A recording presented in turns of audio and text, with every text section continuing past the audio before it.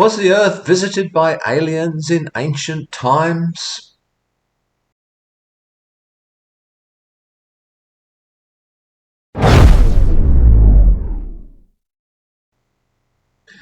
I almost added no to the end of that intro and to the title of this video so that it didn't look too much like clickbait. I'm sorry if it does look like clickbait.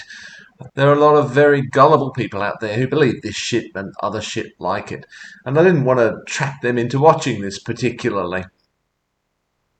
But this kind of theory, the idea that aliens visited the Earth in ancient times, has been around for a long time, since at least the 1960s that I'm aware of, and probably for much longer. Why am I raising this topic? Well, because when I was a teenager, I got sucked into the vortex that was Erich von Däniken. Erich von Däniken he's still alive and 89 years old at the time of recording this. Erich von Däniken was a writer of pseudoscientific stuff. Raised a Roman Catholic, while he was at school he apparently rejected the Church's interpretation of the Bible and developed an interest in astronomy and flying saucers. Now that's Wikipedia speaking there. I'm not quite sure how these three things go together. Reject the Church's interpretation of the Bible. Okay, that's one thing.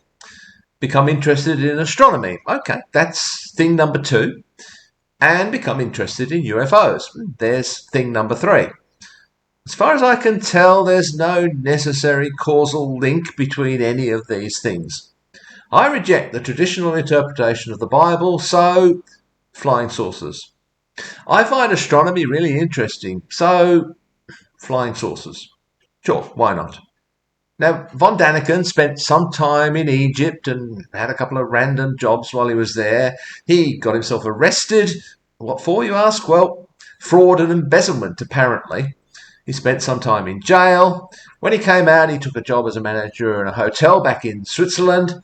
And at night, he wrote a book called Chariots of the Gods, ? Now, the question mark is very important.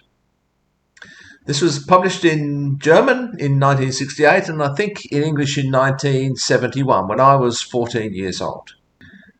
The basic premise of the book is that aliens have visited the Earth in the past, that there are images and evidence of them in cave paintings and hieroglyphics and so forth, and that they helped to build or provided plans for various human structures, including the pyramids, obviously.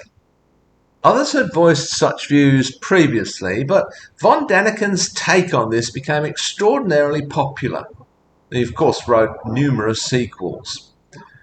Needless to say, pretty much all of his ideas have been debunked by scientists and actual scholars of antiquity, but this didn't have any effect on the popularity of his theories.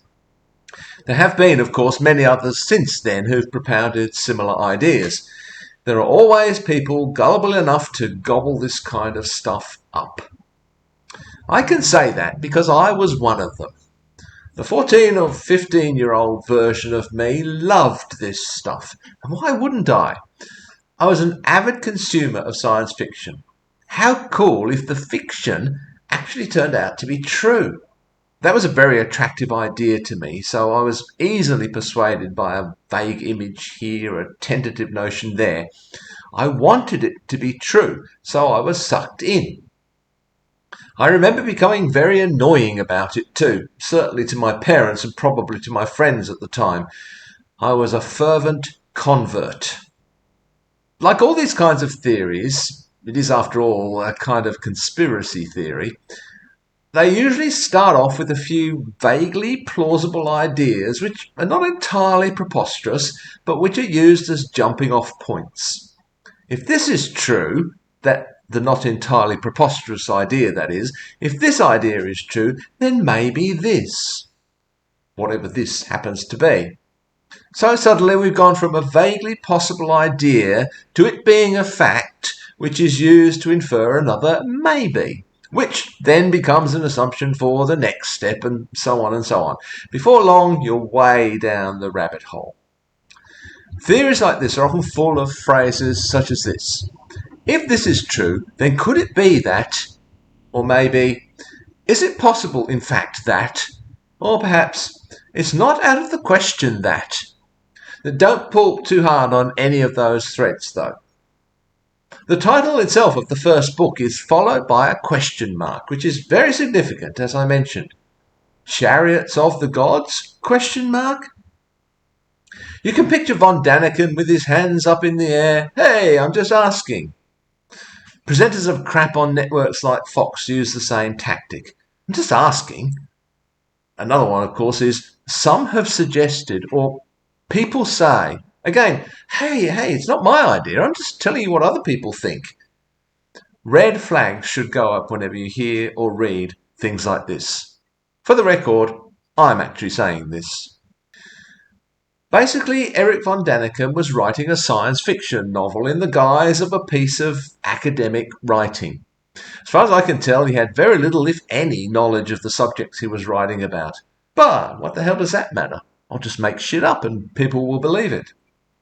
Carl Sagan once wrote of von Daniken's work that writing as careless as von Daniken's, whose principal thesis is that our ancestors were dummies, should be so popular is a sober commentary on the credulousness and despair of our times.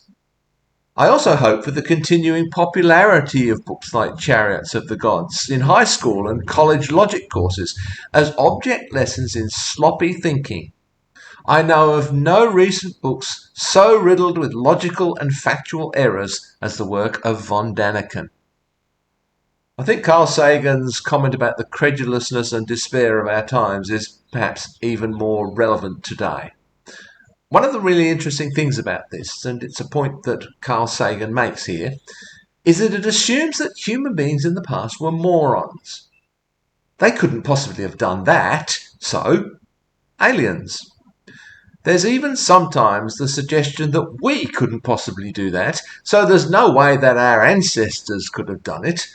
There's no way they could actually be better at some things than we are, so aliens. I was watching a video recently. Well, actually, I was watching someone else's reaction to the video, and I'll leave a link to that below. Her reaction is very funny. This video was suggesting that Einstein couldn't possibly have come up with all his brilliant ideas on his own. So, aliens. Basically, I'm not that smart, so how could he be? It must be aliens. I suspect that people are so attracted to these ideas and similar ideas because of the failure of traditional religion these days in society. I think people are looking to fill the void with something, anything.